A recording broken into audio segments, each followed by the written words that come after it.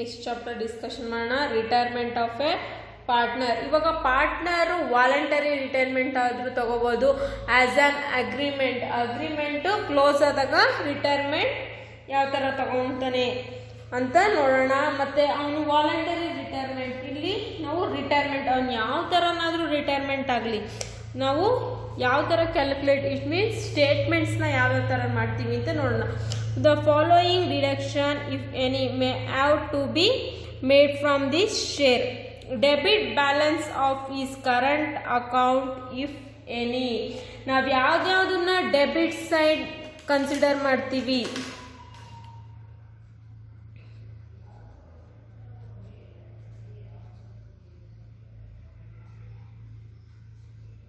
Debit side ನಾವು partners capital account ಮಾಡಬೇಕಾದ್ರೆ ಯಾವ್ದಾದ್ರು ಡೆಬಿಟ್ ಸೈಡ್ ಇಸ್ ಶೇರ್. ಅವನು ಏನಾದರೂ share balance of current account, ಈ share of goodwill to be return of increased. Goodwill return ಆದರೂ ಆಗಿರಲಿ increase ಆದರೂ ಆಗಿರಲಿ ನಾವು ಡೆಬಿಟ್ ಸೈಡ್ ಕನ್ಸಿಡರ್ ಮಾಡ್ತೀವಿ. ಈ share of accumulated loss, even previous year ಈ ಹ್ಯಾವ್ ಎನಿ ಲಾಸಸ್, ಅದನ್ನು ಕೂಡ ಕನ್ಸಿಡರ್ ಮಾಡ್ತೀವಿ. ಈ share of revaluation account of assets and liability, ಏನಾದರೂ ಲಾಸಸ್ ಇದೆಯಾ ಅಂತ ನೋಡ್ತೀವಿ. Is drawing up to the date of retirement or death, ನಾವು ಎಲ್ಲಿವರೆಗೂ ಕನ್ಸಿಡರ್ ಮಾಡ್ತೀವಿ ಅಂದರೆ ಟಿಲ್ ಡೆತ್ ಆರ್ ರಿಟೈರ್ಮೆಂಟ್ ಆಗಿರೋ ಡೇಟ್ವರೆಗೂ ನಾವು ಇವೆಲ್ಲ ಐಟಮ್ಸ್ನ ಕನ್ಸಿಡರ್ ಮಾಡ್ತೀವಿ. Interest on drawing if involved up to the date of retirement or death. Interest ಅಷ್ಟೇ, ಇವಾಗ ನಮಗೆ ಅವನಿಂದ ಏನಾದರೂ ಇನ್ಕಮ್ಸ್ ಇದ್ದರೆ ಅದನ್ನು ನಾವು ಯಾವ ಥರ ಕಲೆಕ್ಟ್ ಮಾಡ್ಕೊತೀವಿ ಅಂದರೆ ಟಿಲ್ ಡೇಟ್ ಆಫ್ ರಿಟೈರ್ಮೆಂಟ್, ಯಾವತ್ತು ರಿಟೈರ್ಮೆಂಟ್ ಆಗಿರ್ತಾನೆ ಆ ಡೇಟ್ವರೆಗೂ ಅವನಿಗೆ ಇಂಟ್ರೆಸ್ಟ್ ಕೊಡ್ತೀವಿ. ಆ ಡೇಟ್ವರೆಗೂ ಏನಾದರೂ ಲಾಸ್ ಆಗಿದ್ರೆ ಅದನ್ನು ಕೂಡ ಅವನಿಂದ ರಿಕವರ್ ಮಾಡ್ಕೋತೀವಿ. Next, those as is case of admission in various accounts accepts involved on retirement or death of partner as us following. ಈಗ ಏನಾದರೂ retirement or death of the partner ಏನು ಅಕ್ಸೆಪ್ಟೆನ್ಸ್ ಇನ್ವಾಲ್ವ್ಡ್ ಆಗುತ್ತೆ ಅಂತ ನೋಡೋಣ. ಈ ನಾವು ಡೆಬಿಟ್ ಸೈಡ್, ಕ್ರೆಡಿಟ್ ಸೈಡ್ ನಾವು ಯಾವ್ಯಾವ ಕನ್ಸಿಡರ್, ಕ್ರೆಡಿಟ್ ಬ್ಯಾಲೆನ್ಸ್ ಕನ್ಸಿಡರ್ ಮಾಡ್ತೀವಿ. ಈ share of goodwill consider ಮಾಡ್ತೀವಿ. ಅಕ್ಯುಮುಲೇಟೆಡ್ ಪ್ರಾಫಿಟ್, ಇಲ್ಲೇ ಲಾಸಸ್ ಇದೆ, ಪ್ರಾಫಿಟ್ಸ್ನಲ್ಲಿ ನಾವು ಕ್ರೆಡಿಟ್ ಸೈಡ್ ಕನ್ಸಿಡರ್ ಮಾಡ್ತೀವಿ. Next, ascertain a new profit sharing ratio and gaining ratio. Ascertain ಮಾಡ್ತೀವಿ ಯಾವ್ದ್ಯಾವುದು, new profit sharing ratio and gain ratio, treatment of goodwill, revaluation of assets and liability, adjustments in respects of unrecorded assets and liability. ನಾವೇನೆಲ್ಲ consider ಮಾಡ್ತೀವಿ retirement or death ಆದಾಗ ಅಂದರೆ ಅವನು ಏನೆಲ್ಲ profits and losses ಇರುತ್ತೆ consider ಮಾಡ್ತೀವಿ. Treatment of goodwill ಮಾಡ್ತೀವಿ, revaluation of assets and liabilities ಮಾಡ್ತೀವಿ, ಪಾರ್ಟ್ನರ್ಸ್ ಕ್ಯಾಪಿಟಲ್ ಅಕೌಂಟ್ ಮಾಡ್ತೀವಿ, ಡಿಸ್ಟ್ರಿಬ್ಯೂಷನ್ ಮಾಡ್ತೀವಿ, ಏನಾದರೂ ಲಾಸ್ ಇದ್ರೂ ಕೊಡ್ತೀವಿ, ಪ್ರಾಫಿಟ್ ಇದ್ರೂ ಕೊಡ್ತೀವಿ. Ascertain a share of profit and loss up to the date of retirement or death, ಎಲ್ಲಿವರೆಗೂ up to the date of retirement or death. ಅವನು ರಿಟೈರ್ಮೆಂಟ್ ಆಗಿರೋ ಡೇಟ್ವರೆಗೂ ನಾವು ಅವನಿಗೆ ಪ್ರಾಫಿಟ್ ಆದರೂ ಆಗಿರ್ಬೋದು ಲಾಸ್ ಆಗಿರೋದು ಕೊಡ್ತೀವಿ. Adjustment of capital required, adjustment of ಕ್ಯಾಪಿಟಲ್ನ ನಾವು ಕ್ಯಾಲ್ಕುಲೇಟ್ ಮಾಡ್ತೀವಿ. ಸೇಮ್ ಆ್ಯಸ್ ಪ್ರೊಸೀಜರು, ಅಡ್ಮಿಷನ್ ಏನು ಮಾಡ್ತೀವೋ ಅದೆಲ್ಲ ಮಾಡ್ತೀವಿ. ಬಟ್ ರಿಟೈರ್ಮೆಂಟ್ ಆಗಬೇಕಾದ್ರೆ ಪರ್ಸನ್ನು ಬಿಸ್ನೆಸ್ಸಿಂದ ಹೊರಗೆ ಹೋಗ್ತಾನೆ, ಅಡ್ಮಿಷನ್ ಆದಾಗ ಪರ್ಸನ್ನು ಇನ್ಕಮ್ ಅವನು ಬರ್ತಾನೆ. ಕ್ರೆಡಿಟ್ ಸೈಡ್ ಬ್ಯಾಲೆನ್ಸು ನಾವು ಆವಾಗಲೇ ಡಿಸ್ಕಷನ್ ಮಾಡಿದ್ವು. ಕ್ರೆಡಿಟ್ ಸೈಡ್ ಬ್ಯಾಲೆನ್ಸ್ ಯಾವ್ದ್ಯಾವ್ದು ಕೇಳ್ತಾರೆ, balance of is credit capital account, credit balance of is current account, ಈ ಶೇರ್ ಆಫ್ ಗುಡ್ ವಿಲ್, ಈ ಶೇರ್ ಆಫ್ ಅಕ್ಯುಮುಲೇಟೆಡ್ ಪ್ರಾಫಿಟ್. ನಾನು ಹೇಳುವ ಏನೆಲ್ಲ ಪ್ರಾಫಿಟ್ಸ್ ಲೈಕ್ಸ್ ಇರುತ್ತೆ ಅದನ್ನೆಲ್ಲ ನಾವು ಕ್ರೆಡಿಟ್ ಸೈಡ್ ಕನ್ಸಿಡರ್ ಮಾಡ್ತೀವಿ. ಏನೆಲ್ಲ ಎಕ್ಸ್ಪೆನ್ಸಸ್ ಆ್ಯಂಡ್ ಲಾಸಸ್ ಇರುತ್ತೆ ಅದನ್ನು ನಾವು ಡೆಬಿಟ್ ಸೈಡ್ ಕನ್ಸಿಡರ್ ಮಾಡ್ತೀವಿ.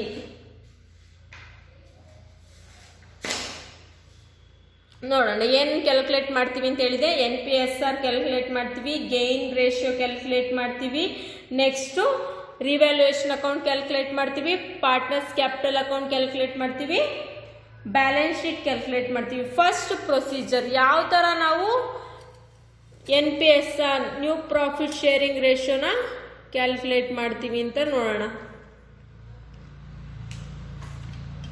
ಪ್ರಾಬ್ಲಮ್ ನೋಡಿ. Formula new profit sharing ratio is a ratio which remaining partner will share future profit after the retirement or death. ಎಂತಕ್ಕೆ ನಾವು NPSRನ ಕ್ಯಾಲ್ಕುಲೇಟ್ ಮಾಡ್ತೀವಿ ಅಂದರೆ ಫ್ಯೂಚರ್ ಪ್ರಾಫಿಟ್ ಶೇರಿಂಗ್ ಮಾಡ್ಕೊಳಕ್ಕೋಸ್ಕರ.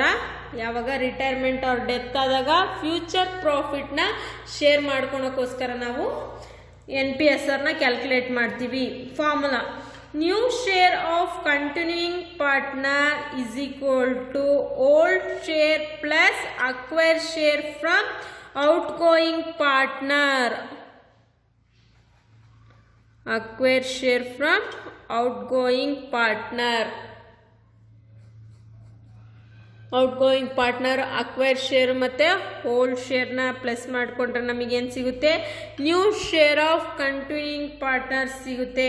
ಅಕ್ವೈರ್ ಶೇರ್ಗೆ ನಮಗೆ formula new share. Next example problems ನೋಡೋಣ. NPSR ಕಂಡುಹಿಡಿಯೋಕೆ example problem. Before in that you want to know the gain ratio formula. Gain ratio formula ನೋಡೋಣ. Gain ratio is equal to new shares minus old share. New share minus old share is equal to gain ratio. Sacrifice ratio, old ratio minus new ratio is equal to sacrifice ratio. Gain ratio is the ratio which the continuing partner have acquired in the shares from the retiring or deceased partner is called gain ratio. Examples ನೋಡೋಣ.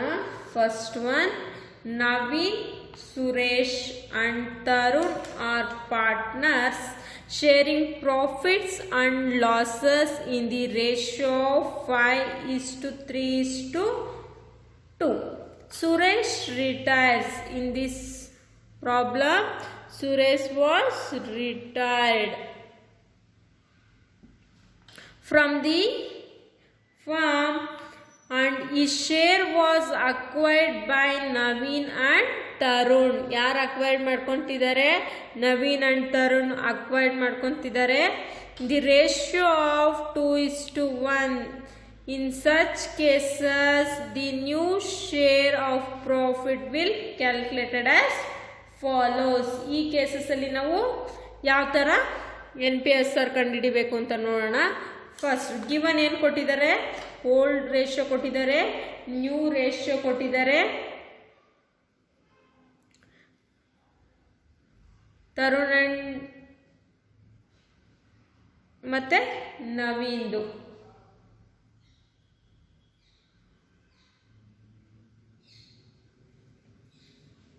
First acquired ಶೇರ್ಸ್ನ ಕಂಡಿಟ್ಕೊಳ್ಳೋಣ. Acquired shares is equal to new share into retiring partner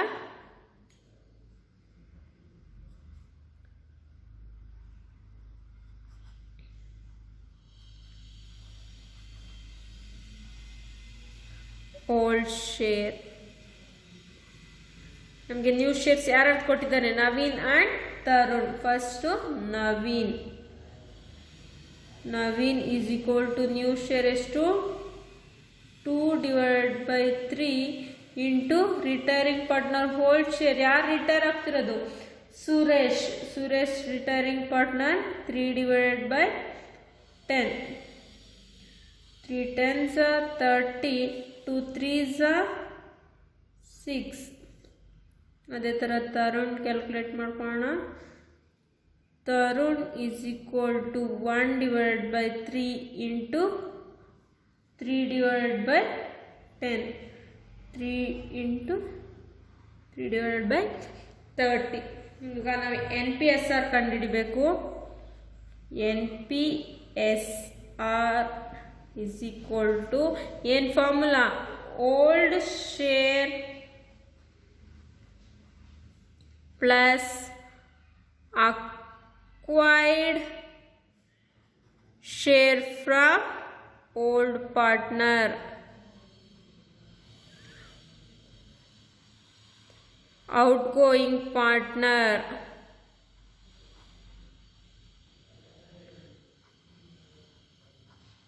outgoing partner, acquire share already ನಾವು ಕಂಡಿಟ್ಕೊಂಡಿದ್ದೀವಿ. Old share ಏನಿದೆ ನವೀನ್ದು, first Naveen calculate ಮಾಡೋಣ.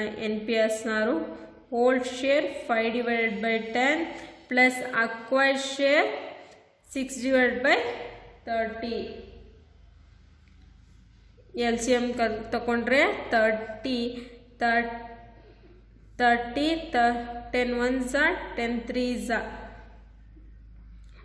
5 3s 15 plus 6 1s 6 21/30. LCM ತಗೊಳೋದು ಗೊತ್ತಲ್ವಾ, 10, 30. 10 ಇಂದ ಇದಾಗುತ್ತೆ 10 1s 10 3s ಮತ್ತೆ 3 1s 3 10 3s 30 31s 30. ಅದೇ ಥರ ನಾವು ತರುಣ್ ಕ್ಯಾಲ್ಕುಲೇಟ್ ಮಾಡೋಣ. Tarun is equal to old share ಬಂದ್ಬಿಟ್ಟು 2/10 plus 3/30. LCM 30. 10 1s 10 3s 2 3s 6 plus 3 1s 3 9/30.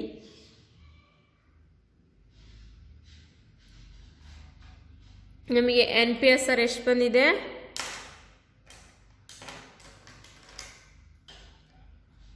NPSR is equal to 21:9.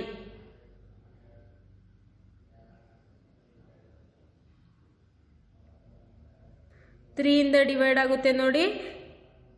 3 3s 9, 3 7s 21. 7:3 was NPSR of Naveen and Tarun. Naveen and Tarundu NPSR 7:3. ಅದೇ ಥರ ಒಂದು gain ರೇಷಿಯೋಗೆ ಒಂದು ಫಾರ್ ಎಕ್ಸಾಂಪಲ್ ನೋಡೋಣ. Gain ratio ಯಾವ ಥರ calculate ಮಾಡೋದಂತ.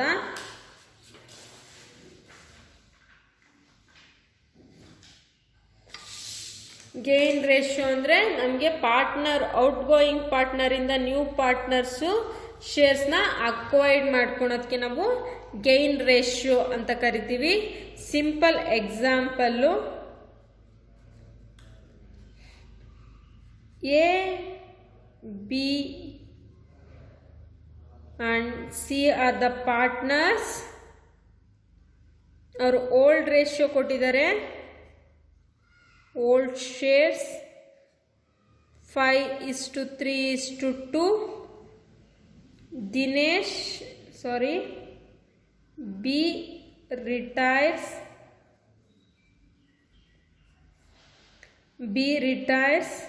ನೆಕ್ಸ್ಟ್ ಇನ್ನು ಯಾರಿರ್ತಾರೆ?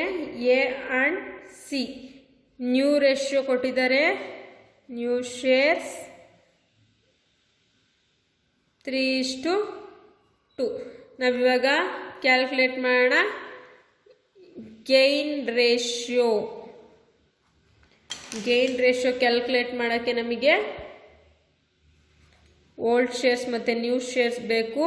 Gain ratio is equal to new ratio minus old ratio. ಇಲ್ಲಿ ನಮಗೆ ನ್ಯೂ ರೇಷಿಯೋನು ಕೊಟ್ಟಿದ್ದಾರೆ, ಓಲ್ಡ್ ರೇಷಿಯೋನು ಕೊಟ್ಟಿದ್ದಾರೆ.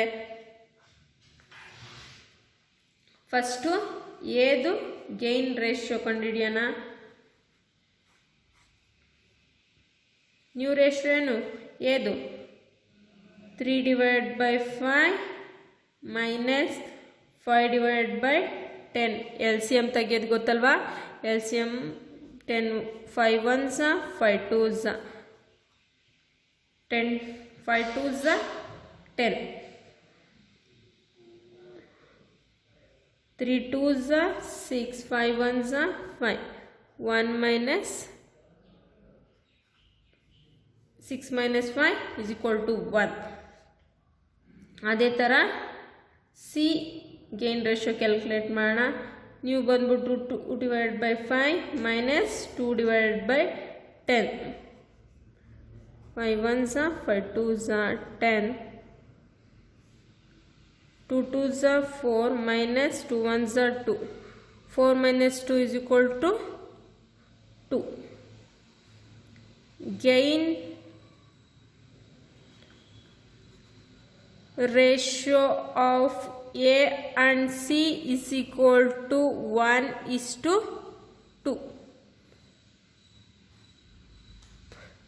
ಗೊತ್ತಾಯ್ತಾ ಯಾವ ಥರ ಕ್ಯಾಲ್ಕುಲೇಟ್ ಮಾಡೋದು ಗೇನ್ ರೇಷಿಯೋ ಅಂತ?